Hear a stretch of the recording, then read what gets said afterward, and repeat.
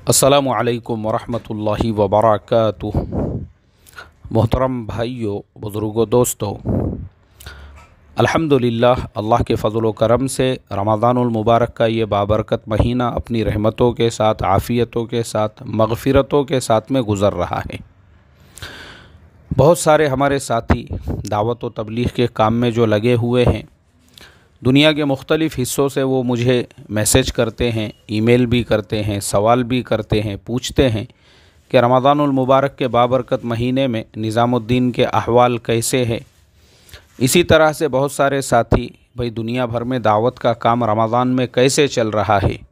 बहुत से साथियों की रिक्वेस्ट होती है कि उनको अगर इंग्लिश में ये सबक दिया जाए तो ज़्यादा बेटर रहेगा।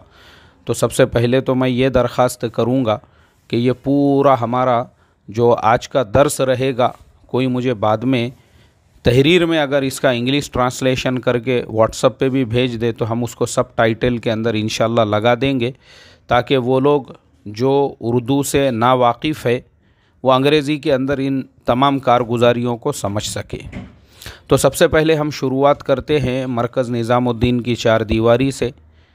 तो अल्हम्दुलिल्लाह अल्लाह का करोड़ों दर्जे करम है। हमने सबसे पहले तो अल्हम्दुलिल्लाह कहना चाहिए, अल्लाह का शुक्र अदा करना चाहिए कि बंगले वाली मस्जिद में हर साल का जो मामूल होता है, इसी तरह से इस साल भी हमारे हज़रत जी मौलाना साद साहब ही वहाँ पे तरावीह पढ़ा रहे हैं।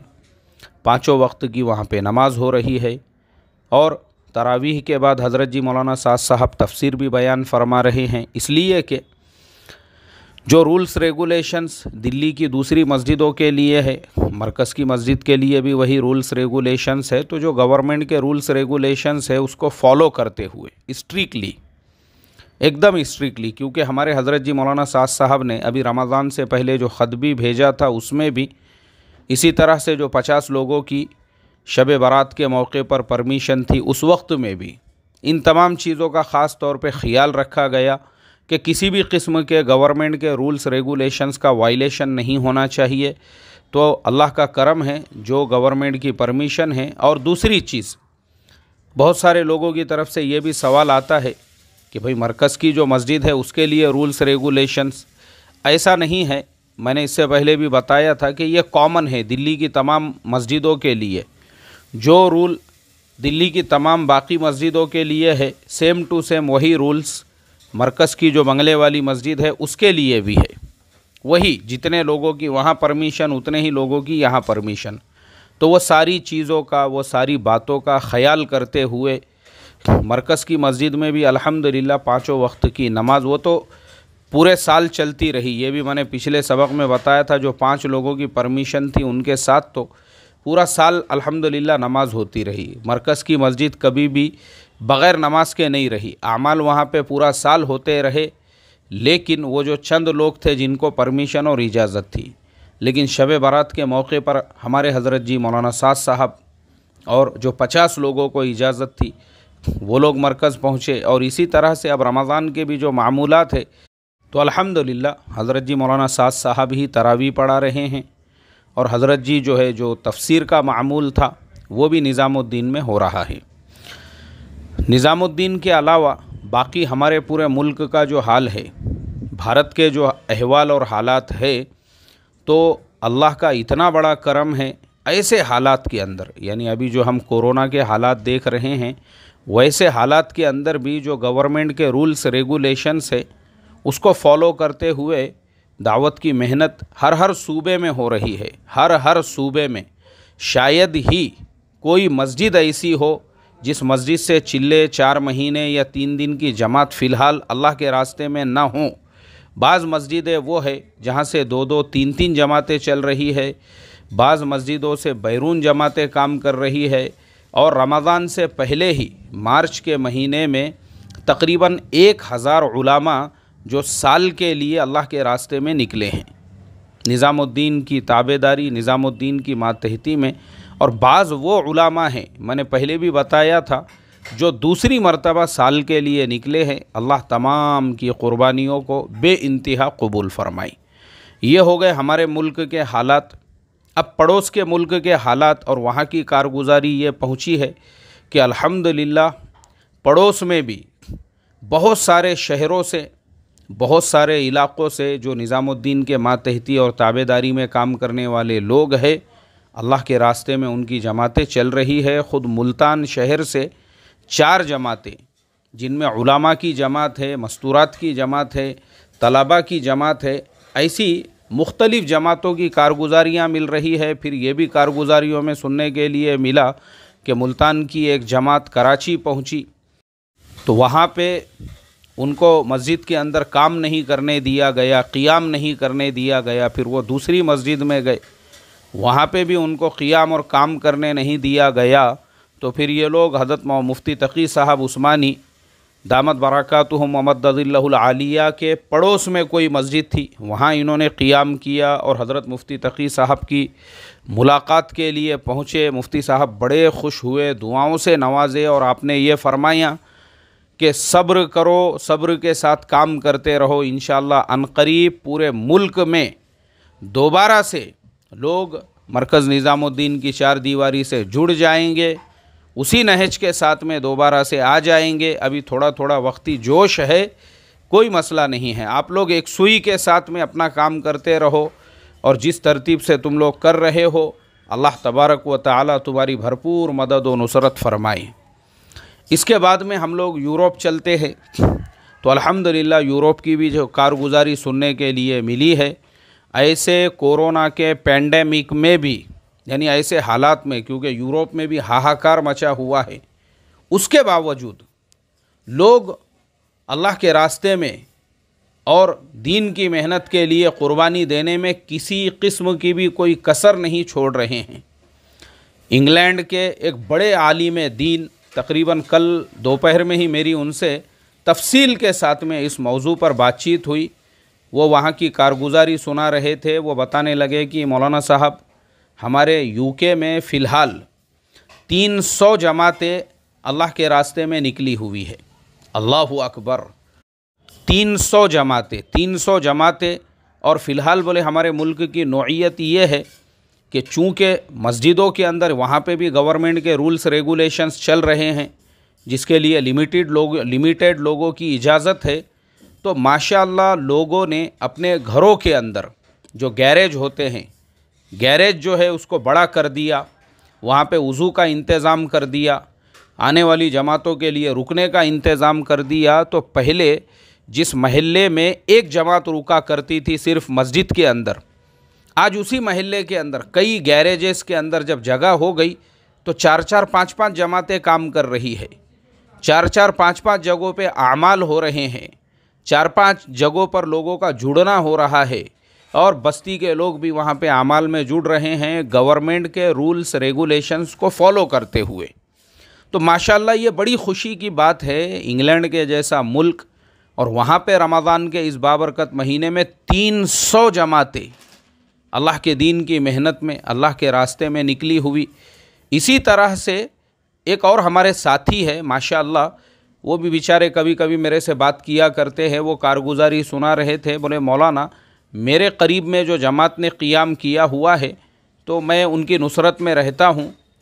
उस जमात के अंदर कुछ नौजवान ऐसे हैं जो यहूदियत छोड़कर अल्हम्दुलिल्लाह उन्होंने इस्लाम को कबूल किया और अब जो है दावत की मुबारक मेहनत में निकले हुए हैं। क्योंकि मैं ये बात को ख़ास तौर पे इसलिए हाईलाइट कर रहा हूँ कि अक्सर हम लोग सुनते हैं कि क्रिश्चियन ईमान में दाखिल हो गए, या हमारे मुल्क में जो है हमारे बिरादरान वतन भी कसरत से ईमान में दाखिल होते हैं, लेकिन किसी यहूदी का ईमान में दाखिल होना ये बहुत बड़ी बात होती है। अल्लाह ताला उन तमाम मेहनत करने वालों को कबूल फ़रमाए। और इसी तरह से जो है अफ़रीक़ा की कारगुजारी सुनने के लिए मिली और वहाँ के साथियों से बातचीत हुई तो पता चला सबसे बड़ी खुशखबरी जो अफ़रीक़ा के बाज़ मुल्कों से सुनने के लिए मिली है वो ये है, एक बहुत बड़ी तादाद हमारे उन साथियों की जो लोग शुराइयत में चले गए थे, तो वो लोग वापस से दोबारा से जो है माशाअल्लाह निज़ामुद्दीन के साथ में जुड़ गए हैं, निज़ामुद्दीन के साथ की तरतीब पे काम कर रहे हैं। मरकज़ों में उनका जुड़ना हो रहा है, मरकज़ के तरतीब पे वो लोग अल्लाह के रास्ते में निकल रहे हैं, यानी उनके अपने मकामी मरकज़ से जो निज़ामुद्दीन के मातहती में काम करने वाले हैं और उन्होंने बाज़ाब्ता जो है मरकज़ के मशवरों में अपने इलाक़ों में पहुँच कर ये तकाज़े रखे हैं कि भाई हमारे इलाक़ों में भी जमातें भेजो, हमारे इलाक़ों में भी, हमारे मुल्कों में भी, हमारे शहरों, हमारे बस्तियों में भी, क्योंकि बोले अल्लाह हमको माफ़ करे, पिछले 4 साल में ये खुरूज, अल्लाह के रास्ते का निकलना, ये तो हमारा ख़त्म ही हो गया था। पिछले 4 सालों में ना हम लोग जमातों में निकल सके, ना पिछले 4 सालों में दावत के अमाल हो सके, ना हमारे से दावत का काम हो सका। बस अल्लाह माफ़ करे बोले, लेकिन वापस से हम दोबारा से निज़ामुद्दीन के साथ में, जो निज़ामुद्दीन की मेहनत के, इनके ऊपर तो कोई फ़र्क ही नहीं पड़ा। इनकी जमातें पहले जैसे निकलती थी, बल्कि खुरूज और बढ़ गया। पहले जिस मस्जिद से एक चिल्ले की जमात निकलती थी, अब 4-4 निकल रही है।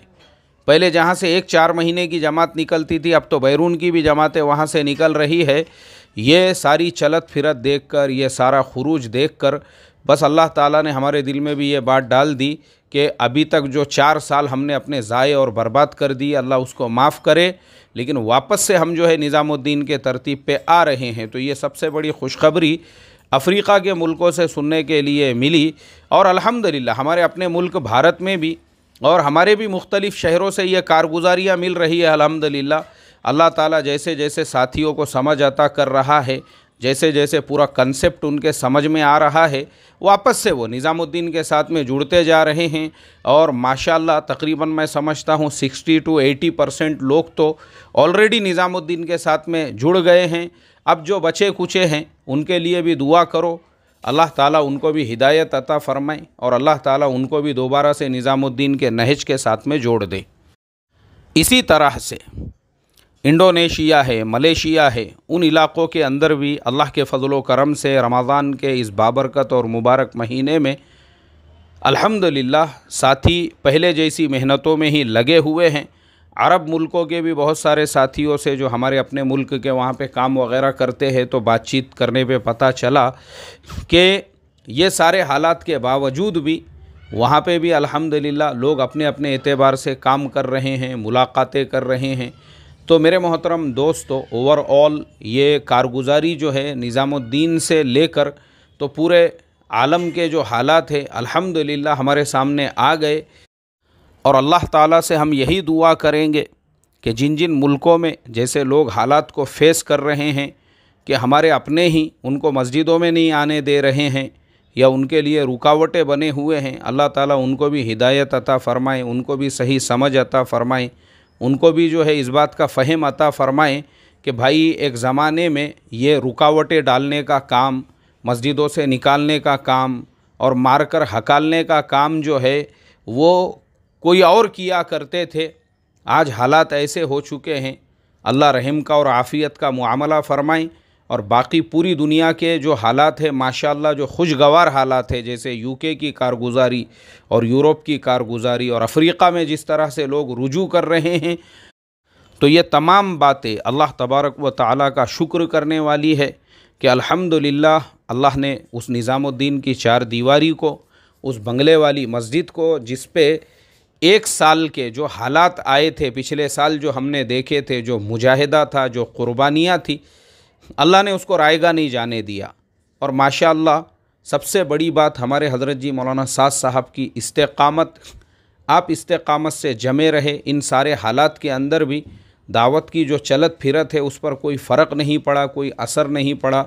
जमातें आती रही, जाती रही, निकलना होता रहा। उसी की ये बरकत है कि आज अल्हम्दुलिल्लाह दोबारा से मरकज़ में हमारे हज़रत जी भी पहुँच गए, तरावी भी हो रही है, आमाल भी हो रहे हैं, तफसीर भी हो रही है। और दावत का जो अमल है पिछले साल के मुकाबले और ज़्यादा पूरे आलम में जो है माशाअल्लाह साथी क़ुरबानियाँ दे रहे हैं। अल्लाह से मैं दुआ करता हूँ अल्लाह तबारक व तआला ये तमाम लोग जो क़ुरबानियाँ दे रहे हैं, इनकी क़ुरबानियों को रायगा न जाने देते हुए, इनके इन क़ुरबानियों की बरकत से पूरे आलम को अल्लाह हिदायत अता फ़रमाए, दुनिया के चप्पे चप्पे को हिदायत अता फ़रमाए, दुनिया के कोने कोने को अल्लाह हिदायत अता फ़रमाए। और अल्लाह ताला हम तमाम को भी अपने इस मुबारक रास्ते में देर और दूर के लिए कबूल व मंजूर फ़रमाए। ख़ास तौर पे मेरे लिए आप तमाम लोग दुआ करें। थोड़ा सा मैं एक काम के मसले में उलझा हुआ हूँ, यानी मेरा किसी कंपनी से एग्रीमेंट है जब तक वो काम पूरा और मुकम्मल नहीं होता तो मैं ज़रा देर और दूर के लिए निकल नहीं सकता हूँ। तो दुआ करे अल्लाह तबारक व तआला मेरे लिए भी आफ़ियत का मुआमला फ़रमाएँ और मुझे भी अपने रास्ते में देर और दूर के लिए निकलने की तौफ़ीक़ अता फ़रमाएँ। अस्सलामु अलैकुम व रहमतुल्लाहि व बरकातुहू।